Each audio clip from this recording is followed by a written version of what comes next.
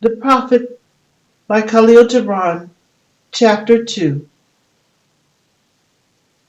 Mustafa speaks to the people on love. Then said Mitra, "Speak to us of love." And he raised his head and looked upon the people, and there fell a stillness upon them. And with a great voice he said, "When love beckons to you, follow him. Though his ways are hard and steep, and when his wings enfold you, yield to him. Though the sword hidden among his pinions may wound you, and when he speaks to you, believe in him. Though his voice may shatter your dreams, as the north wind lays waste to the garden.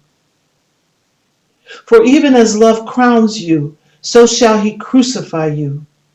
Even as he is for your growth, so is he for your pruning. Even as he ascends to your heights and caresses your tenderest branches that quiver in the sun, so shall he descend to your roots and shake them in their clinging to the earth. Like sheaves of corn, he gathers you unto himself. He threshes you to make you naked. He sifts you to free you from your husks. He grinds you to whiteness. He kneads you until you are pliant, and then he assigns you to his sacred fire, that you may become sacred bread for God's sacred feast. All these things shall love do unto you, that you may know the secrets of your heart, and in that knowledge become a fragment of life's heart.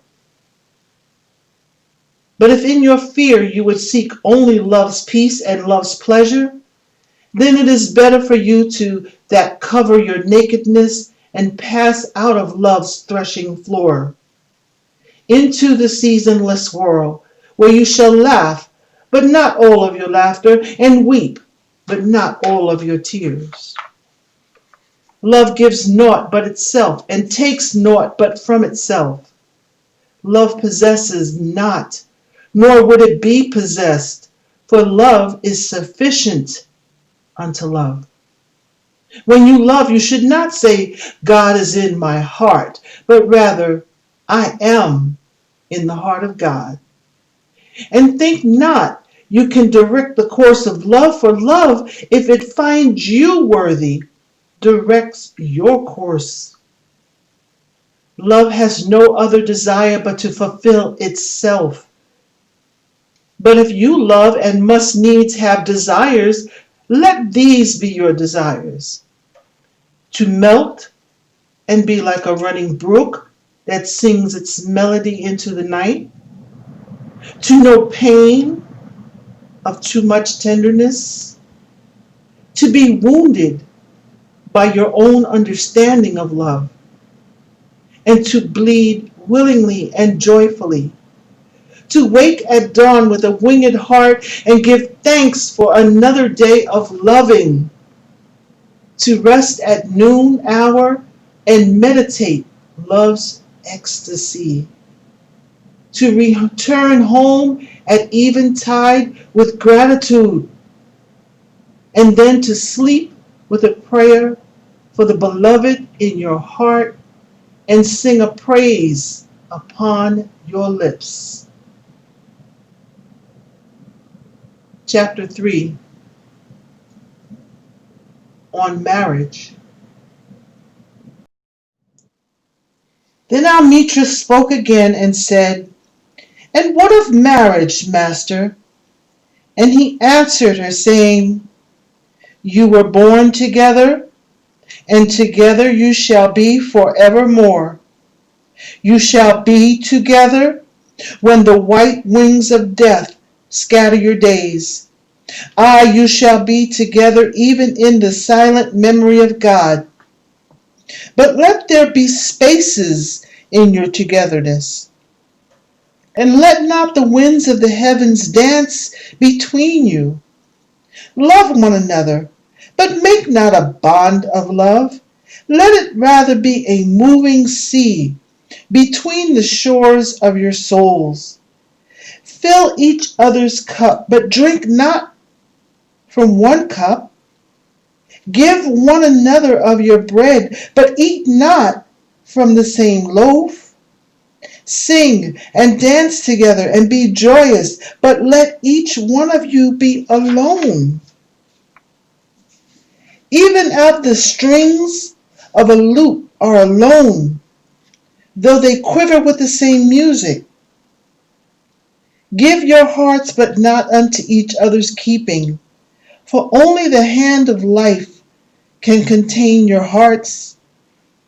And stand together, yet not too near one another. For the pillars of the temple stand apart, and the oak tree and the cypress grow not in each other's shadow. Chapter 4. Al-Mustafa speaks on children. And a woman who held a babe against her bosom said, "Speak to us of children." And he said, "Your children are not your children. They are the sons and daughters of life's longing for itself. They come through you, but not from you. And though they are with you, yet they belong not to you. You may give them your love, but not your thoughts, for they have their own thoughts. You may house their bodies, but not their souls, for their souls dwell in the house of tomorrow, which you cannot visit, not even in your dreams. You may strive to be like them, but seek not to make them like you. For your life goes not backward, nor tarries with yesterday. You are the bows from which your children as living arrows are sent forth. The archer seeks the mark upon the path of the infinite, and he bends with you with his might, and his arrows may go swift and far. Let your bending in the archer's hand be for gladness, for even as he loves the arrow that flies, so he loves also the bow that is stable.